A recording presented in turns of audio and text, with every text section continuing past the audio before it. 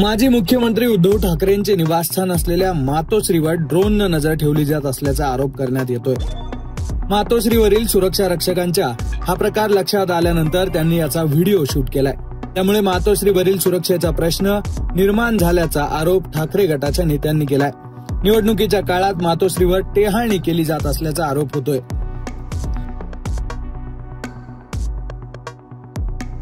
आता मुंबई पोलिसांनी याबाबत स्पष्टीकरण दिलंय। मुंबईत नेमकं काय घडतंय जाणून घेण्यासाठी हा व्हिडिओ शेवटपर्यंत पहा। मातोश्री निवासस्थानाबाहेर ड्रोन उडत असल्याचं पाहिल्यानंतर सुरक्षा रक्षकांनी त्याचा व्हिडिओ काढलाय। मुंबईत ड्रोन उडवण्यासाठी सर्व आवश्यक परवानग्या घ्याव्या लागतात। कोणीही परवानगीशिवाय ड्रोन उडवू शकत नाही। त्यामुळे हा ड्रोन कोण उडवत होतं हा प्रश्न निर्माण झाला होता। मातोश्रीच्या बाहेर हे ड्रोन उडत असल्यानं ठाकरे गटाच्या नेत्यांनी हा सुरक्षेचा प्रश्न असल्याचं म्हटलंय। या घटनेवरून राजकारण तापलं असून आता मुंबई पोलिसांनी याबाबत स्पष्टीकरण दिलंय। या घटनेचा व्हिडिओ ठाकरे गटाचे नेते अंबादास दानवे यांनी पोस्ट केला। ड्रोन धोरणात मुंबई रेड झोन मध्ये समाविष्ट आहे। मग सध्या मातोश्री निवासस्थानाबाहेर मात्र असे ड्रोन सर्रास दिसायला लागलेत। हाय सिक्युरिटी झोन असलेल्या मातोश्रीच्या परिसरात असे ड्रोन दिसणे ही सुरक्षेच्या दृष्टीनं गंभीर बाब आहे। मातोश्रीवर कोणी टेहाळणी तर करत नाहीये ना, असा सवाल अंबादास दानवेंनी उपस्थित केलाय। आता मातोश्रीच्या बाबतीत सातत्याने धसका घेतलेली लोक असल्यामुळे ते सतत असा ड्रोन घेऊन बसतात। आता त्यांना कळतं कोणी येऊन भेटून गेलं तर कळणार नाही, मग ड्रोन ठेवला पाहिजे ना।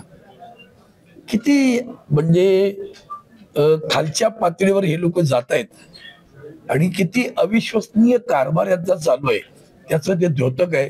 गृह मंत्रालय आहे की नाही असं शंका वाटावी असं महाराष्ट्राचा कारभार सुरू आहे। मिलिंद नार्वेकर यांच्या पण काल परवा तुम्ही पुण्यातलं पाहिलंच असेल ना, जमिनीचा घोटाळा असू द्या आणखीन काही असू द्या, ते गृह मंत्रालयाचं क्लीन चिट देण्याचं एक नवीन डिपार्टमेंट आहे।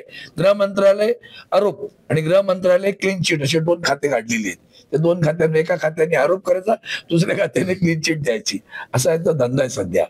याच प्रकरणावर आता मुंबई पोलिसांनी स्पष्टीकरण दिलंय। मुंबई पोलिसांनी म्हटलंय की MMRDAच्या परवानगीनेच हा ड्रोन उडवण्यात आल्याची माहिती आहे। MMRDAचं सर्वेक्षण सुरू होतं, त्यामुळे हा ड्रोन उडवण्यात आला असं पोलिसांकडून सांगण्यात आलेलं आहे।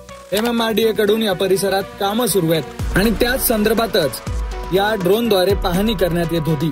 यासाठी पोलिसांची परवानगी घेण्यात आली होती असं स्पष्टीकरण मुंबई पोलिसांनी दिलंय। त्यामुळे निवडणुकांची रणधुमाळी सुरू असतानाच असे प्रकार घडणं नक्कीच संशयास्पद असलं तरी पोलिसांच्या स्पष्टीकरणानंतर आता या प्रकरणाच्या चर्चेला मात्र विराम मिळालेला आहे। Bureau report, Lokmat.